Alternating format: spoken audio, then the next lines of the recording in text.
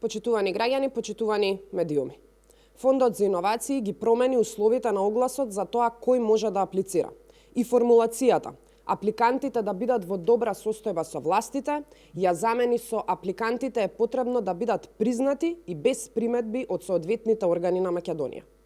Пред само еден ден Фондот за иновации ја убедуваше јавноста дека не станува збор за никаков проблем, туку дека е погрешно протолкувано од наша страна.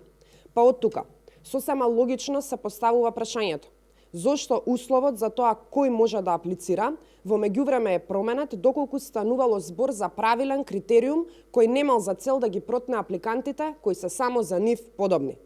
Колку огласи на Фондот за иновации досега се поминати со вакви услови и далеку од очите на јавност?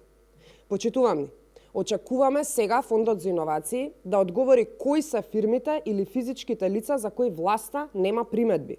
Дали се истите фирми за кои претходно се велеше дека треба да се во добра состојба со властите, или пак станува збор за построг критериум кој ќе го стесни кругот на можни апликанти?